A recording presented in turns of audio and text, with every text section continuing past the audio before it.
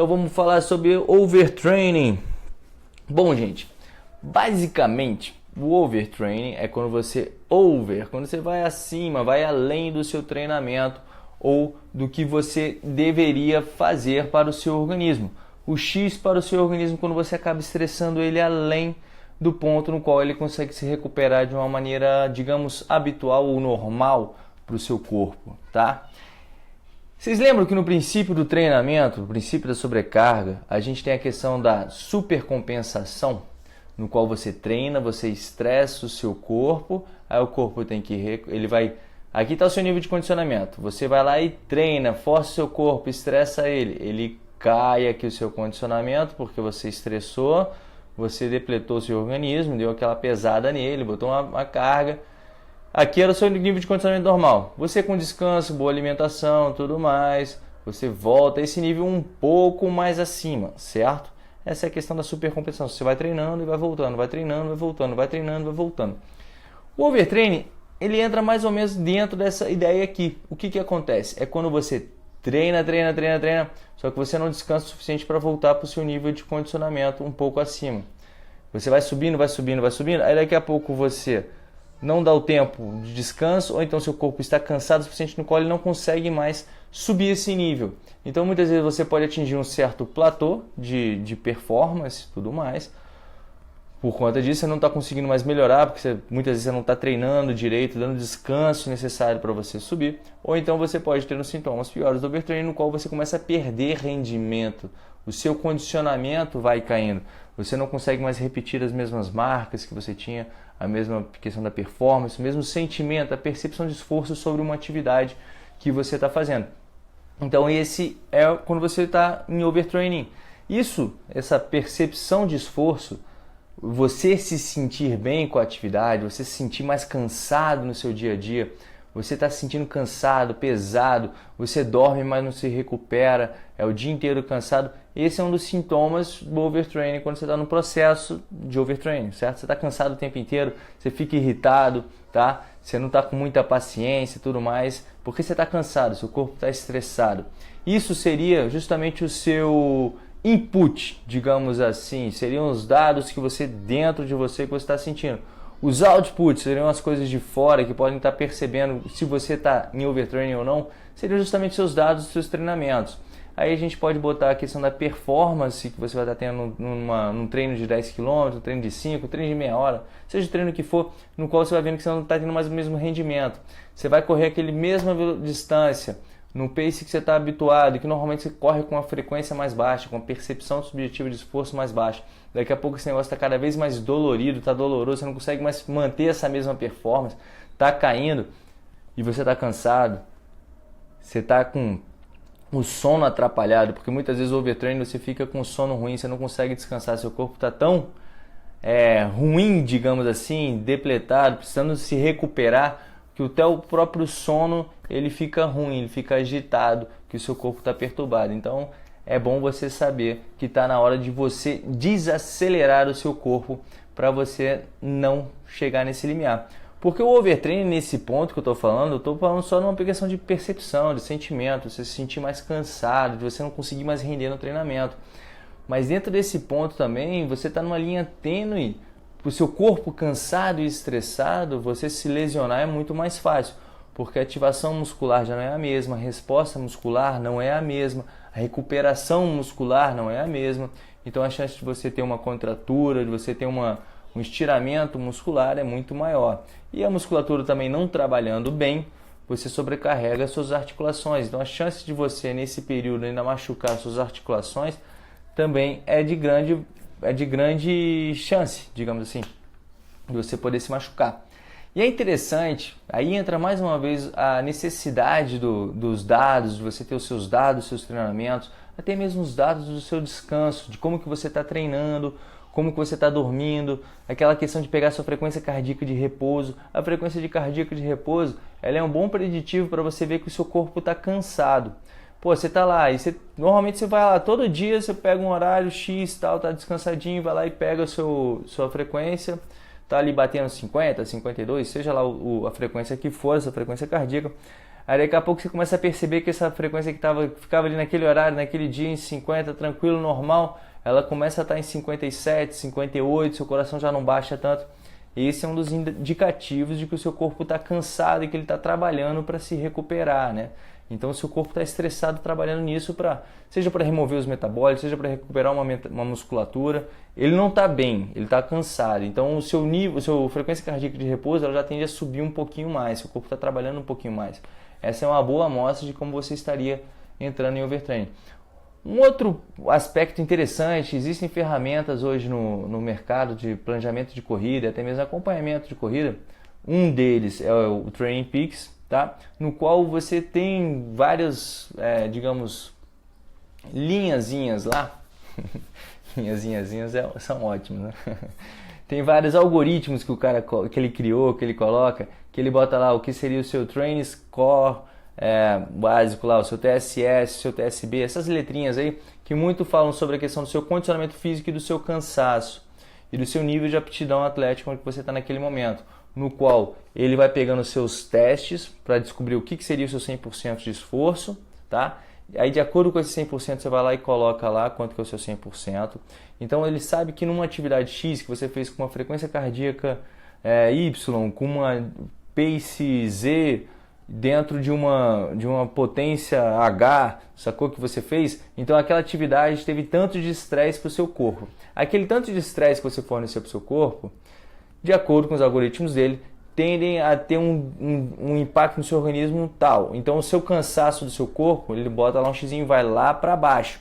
Então ele começa a te mostrar, mais uma vez, os outputs, os números de como que o seu corpo está cansado, certo? Para você não ficar sendo levado simplesmente pela sua percepção de esforço, pela percepção subjetiva de como que você está, né, no seu dia a dia, que isso muitas vezes pode variar muito no seu dia a dia, não só porque o seu corpo está estressado, beleza? Então você vai tendo esses números para você ir comparando, para você saber, eu tô com menos 30 aqui de condicionamento físico, eu tô cansado, então, será que vale a pena eu fazer esse treino aqui que eu tô realmente, que vai puxar e vai exigir de mim? Esse treino aqui pode ser um treino de risco que pode acabar te machucando.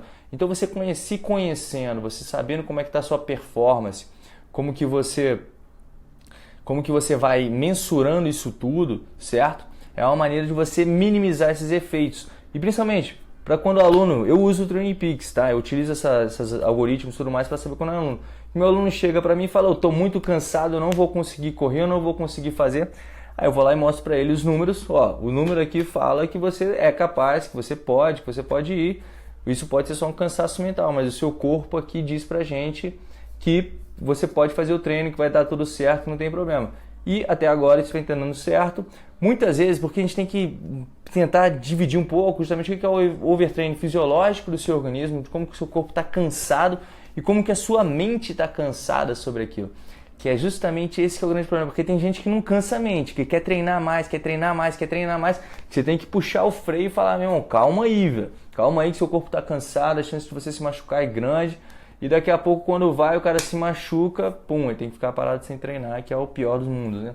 E outras pessoas, outros atletas, no qual é um pouco mais preguiçoso e não quer, ainda não entrou naquela rotina, não está com aquela cabeça firmada, fala, não, estou muito cansado, não dava para treinar daquele jeito. Aí você mostra para ele, dava, cara, é só sua cabeça que você está um pouquinho cansado, você está se puxando e tal, para você ir um pouquinho mais, muda um pouquinho essa chave, sai da zona de conforto, né? Você mostra para ele, sai da zona de conforto, você não vai se machucar, pode fazer força, vai lá, vai na fé, senta o dedo, aí o cara vai lá e faz e consegue, né? Então tem esses dois mundos, onde que o overtraining é simplesmente uma certa preguiça de você treinar, onde no cenário, ou então onde que o seu corpo já está realmente cansado, onde você não está conseguindo mais dar aquele pulo, né, para melhorar a sua performance, e até mesmo você está perdendo performance nos seus treinamentos e nas suas corridas, nas suas competições. Por isso que é tão importante você ter os dados do seu treinamento, você ter os dados de quem você é, como é que está a sua condição física, como é que você vai planejar essa escalada, essa subida até você chegar no seu objetivo, para que você consiga atravessar todo esse caminho sem você correr no risco de treinar demais, ok? E a gente tem que lembrar, como atleta amador, que, cara, a gente não tem a vida só para treinar. Então, você tem família, você tem trabalho, cara, que muitas vezes você fica estressado no dia a dia do trabalho, então Muitas vezes você não pode pensar também só na questão do treino em si, que tem que executar o treino, fazer o treino. Você sabe, psicologicamente você está estressado, você vai fazer um treino que vai te estressar mais. Isso pode acabar te fadigando mentalmente, porque a mente é a chave do sucesso para tudo. Então, muitas vezes, esse estresse tem que ser levado em conta também, essa parte psicológica do seu dia a dia, para você fazer o seu treino, tá? Você não fazer o seu treino de qualquer jeito. Um dia que você está muito cansado, pô, diminui um pouco a intensidade do treino, mantém o volume, faz um treino mais solto, mais tranquilo, só para relaxar, sem muito compromisso, assim, digamos, com intensidade ou velocidade que você tem que fazer. Mas isso tudo tem que ser posto, isso tudo tem que ser colocado na hora do seu treinamento, tá? E por isso que é interessante você ter um treinador, que você possa passar isso para ele, que ele possa conversar com você, o que fazer, como mensurar, como colocar isso tudo. Para também, às vezes, você não... para até mesmo te desacelerar um pouco, falar, cara, você está muito cansado, você está estressado, não vai fazer esse treino, não, faz um negócio mais relaxante, para você se manter motivado, para você se manter querendo treinar. Porque, querendo ou não, a constância no treinamento é o que faz você evoluir de forma mais segura na corrida.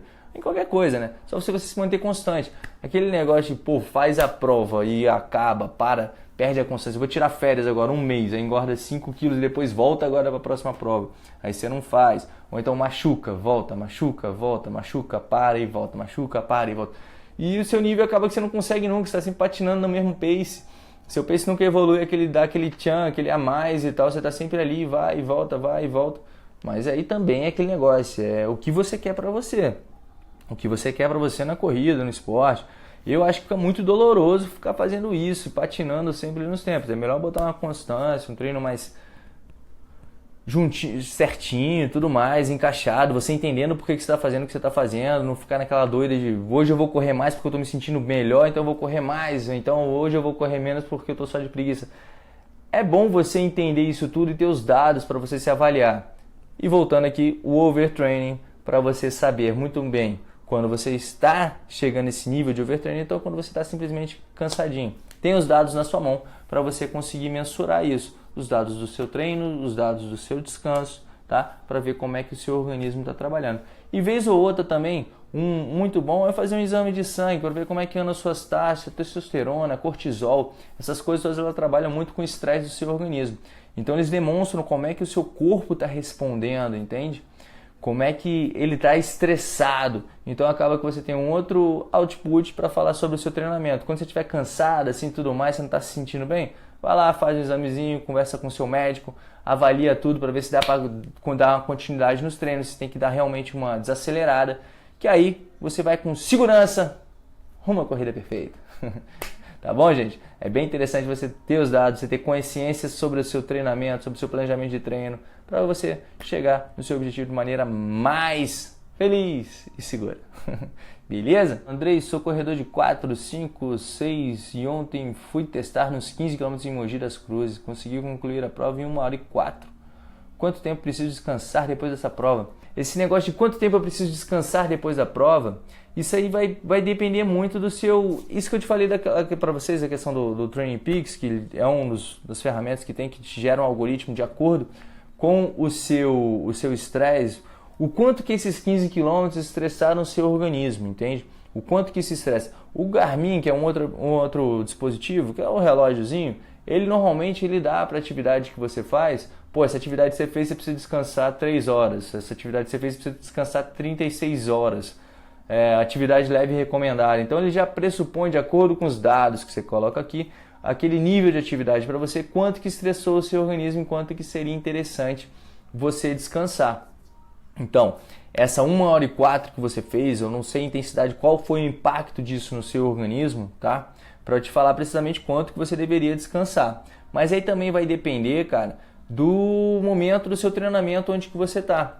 Se você colocou isso aí, pô, fiz 15 km agora, mas isso aí já era um alvo, um treino, uns 21 que eu vou fazer daqui a 2 semanas, então às vezes é melhor descansar, às vezes não é melhor descansar direto, é melhor fazer uma rodagem de recuperação para você não perder muito do seu condicionamento físico também, porque você descansa, você perde um pouco do seu condicionamento físico, né? Você vai ficando mais limpo, mas você perde um pouco do seu condicionamento físico.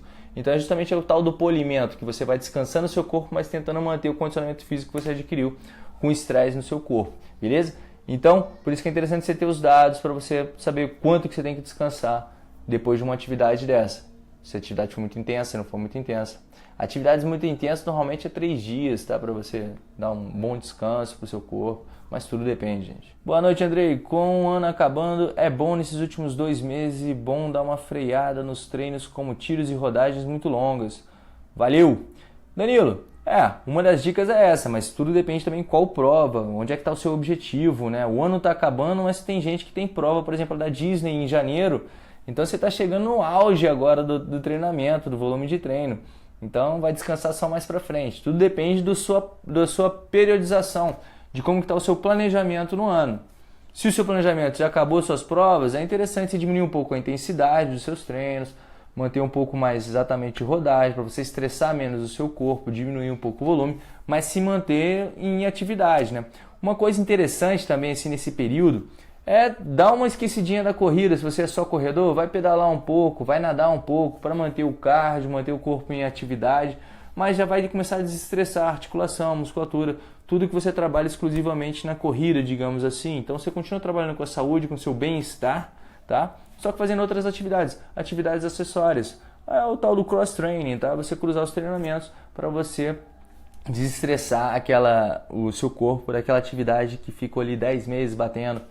Até mesmo porque se você parar para pensar em ciclos, é interessante você planejar ciclos de no máximo 6 meses de intensidade. Você faz um ciclo de 6 meses, depois você dá uma quebrada, depois você volta a fazer esses 6 meses de novo de intensidade. Porque o seu corpo ele tende a acumular muito estresse nesse tempo, ele tem que dar uma limpada nesse período. Tem alguma coisa cientificamente comprovada sobre isso? Tem que ser 6 meses, tem que ser 8 meses? Não, mas é o que os atletas e treinadores fazem há muitos anos. E que se vê que o cara fica mais arriscado de se machucar depois de um período muito forte de treinamento, tem sempre que dar uma queda para dar uma desacelerada.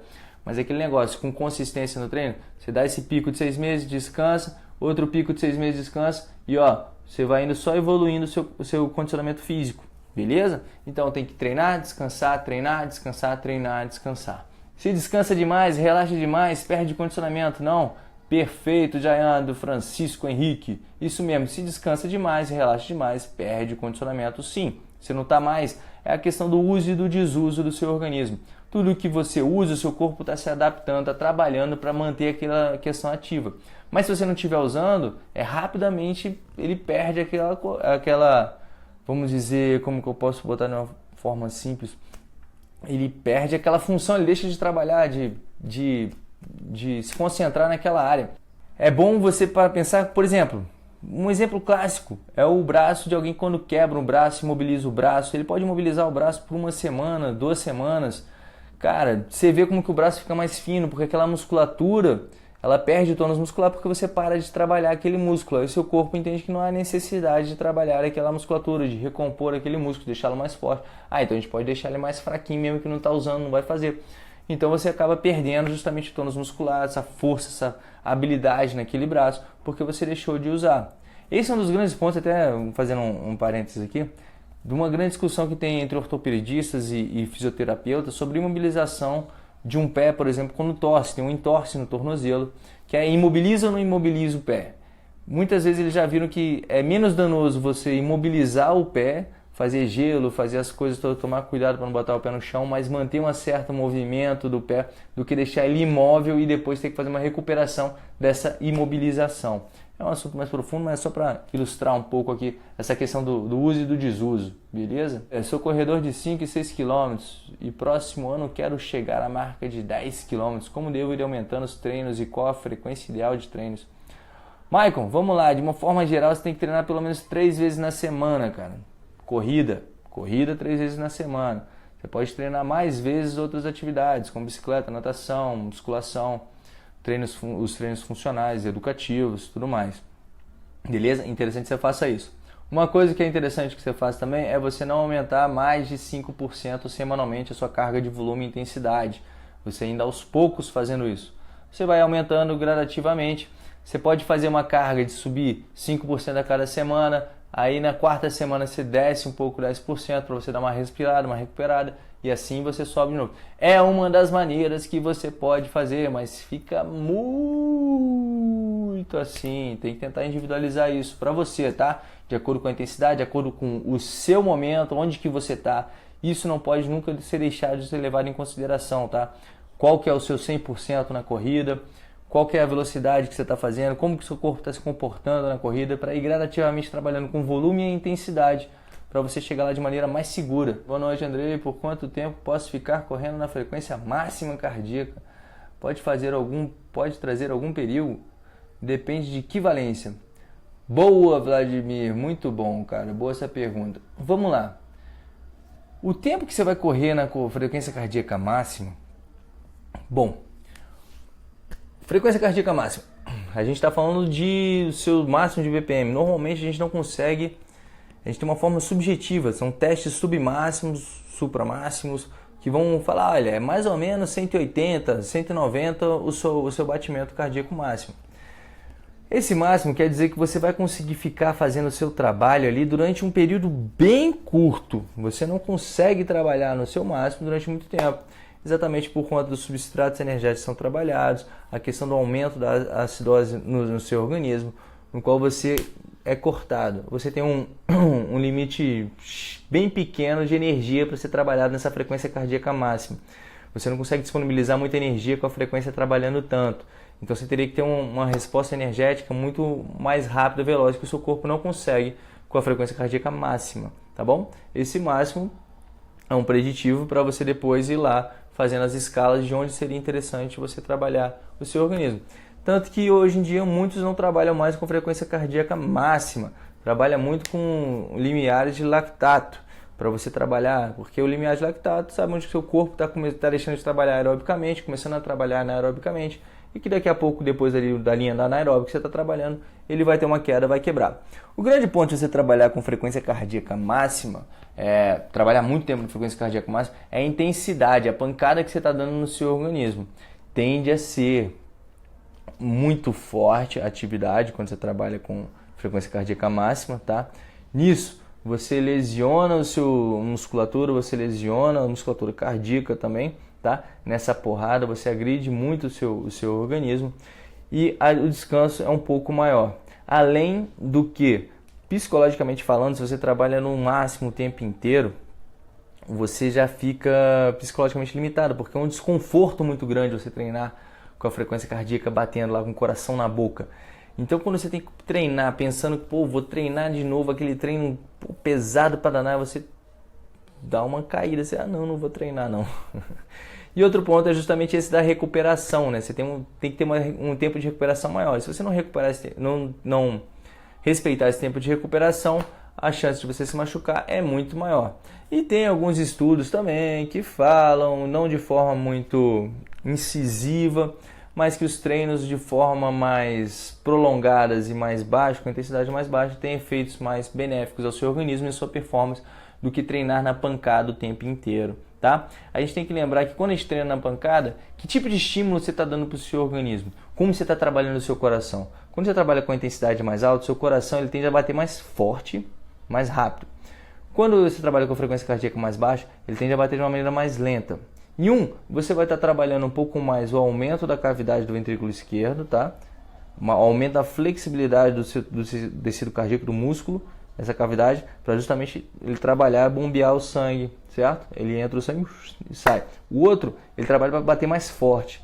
Um trabalha o aumento da cavidade para esticar o tamanho da cavidade, o outro é a espessura do seu coração. Quanto mais forte você trabalha a intensidade, maior você está trabalhando a espessura do seu coração, para ele ter maior impacto. Então esse é um dos pontos que você tem que ter consciência sobre que tipo de treinamento você vai fazer. Então por isso que é interessante você variar um treino com outro e ficar treinando só na pancada. Pode ser prejudicial para o seu organismo. Suplemento ajuda a não dar overtraining? Boa pergunta para fechar, Leonardo. Brigadão. Vamos lá. O que acontece? Suplemento é para justamente suplementar a sua alimentação com o que está faltando. A questão do overtraining também, como eu falei, você tem que ter um descanso, uma boa recuperação. É quando o seu corpo não está mais conseguindo se recuperar daquele estresse anterior, certo? Como que seu corpo se recupera bem? Com descanso e boa alimentação. Você tendo bons nutrientes, comendo bem, o seu corpo vai se recuperar de uma forma melhor, mais rápida e mais eficiente, recompondo toda a energia que o seu corpo precisa. Então, a sua alimentação é fundamental para a sua recuperação e para você não cair em overtraining, beleza? Agora, se você não sabe como está a sua alimentação e você vai suplementar, você vai suplementar o quê? O que está faltando no seu organismo para você ter que suplementar? Bom, a suplementação é para justamente organizar o que está faltando. Então, quem vai ver o que está faltando no seu organismo ou não é um nutricionista. Procure um nutricionista para fazer o equilíbrio da sua alimentação, para fazer o ajuste para o dia que você vai fazer treino forte, para o dia que você vai fazer treino fraco, para a sua recuperação depois de uma corrida, de um treino muito intenso, tá bom? Então ele viu ali, e de acordo com o seu dia a dia, pô, eu não consigo comer isso, eu não consigo ir na salada, eu não consigo, tá faltando isso. Ele vai lá e dá uma olhada no seu sangue também para ver como é que estão os seus níveis de minerais, vitaminas e tudo mais. Ele vê se tem que suplementar alguma vitamina, algum micro ou macronutriente, tá? Vai ver lá como é que põe. Isso tudo tem que ser encaixado, porque senão você também pode sobrecarregar o seu organismo tomando suplementos desnecessários. Então é muito bom. Adriana Bastos, mostra pra ela do Ironman. Beleza, pode deixar que eu vou mostrar. Só um instante. Então, é muito interessante que você coma também de maneira adequada para justamente sua recuperação ser muito boa, tá? E suplementação, se houver necessidade, se tiver alguma falha na sua alimentação, também entra com uma boa dica, um bom complemento. Beleza? Bom, gente, gostaria de agradecer a todos a presença hoje. Quer ver a medalha? Pera aí, velho. Já pendurou aqui, medalha bem bonita. Valeu, galera do Ironman. Essa medalha é bonita. Fiquei muito triste em ter conseguido um troféuzinho lá. Porque essa medalha, o troféu lá é bonito pra danar. Bem legal. Não deu pra buscar muita coisa. Sabe aquele negócio do overtraining? Pois é. Essa daqui foi meu 5º meio Ironman no ano.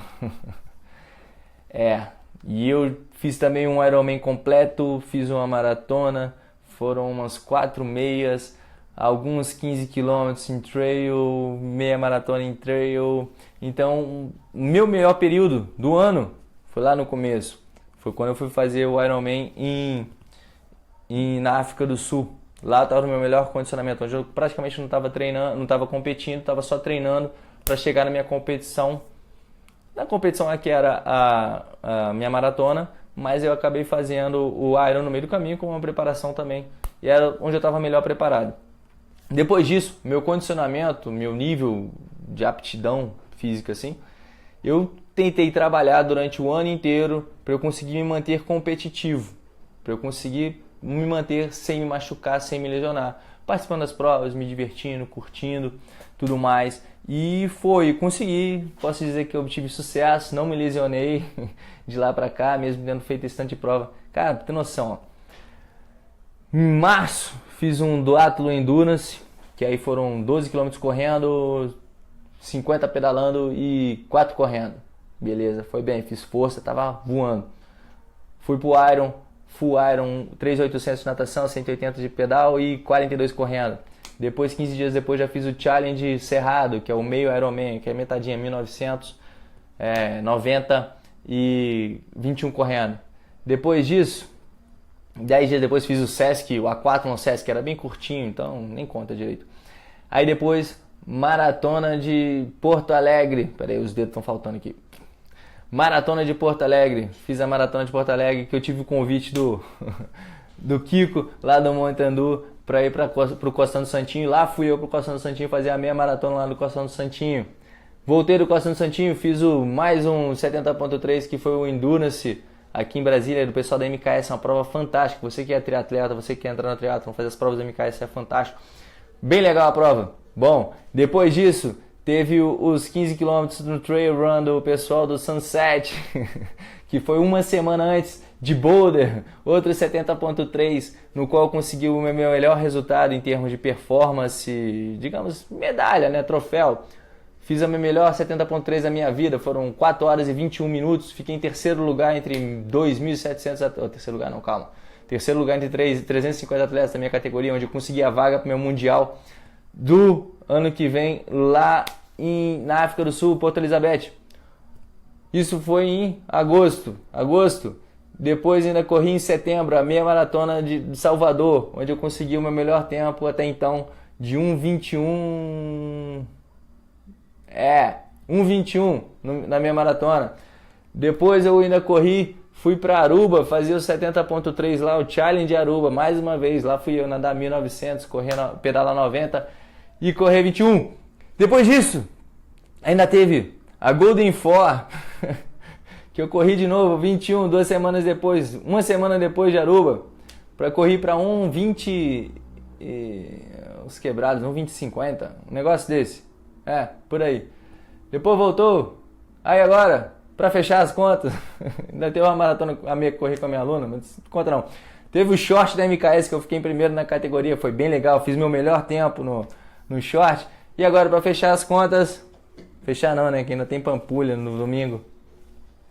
Ironman 70.3, no qual eu fiquei em sexto colocado na categoria 35-39, entre 280 atletas. Fiquei em 21º entre 1.100 e alguns atletas. Foi bem legal, fiquei triste porque eu queria ter ganho um troféuzinho. Porra, que essa medalha tá bonita, né? Imagina um troféuzinho igual essa medalha aqui. Ia ficar legal, ia ficar bonito.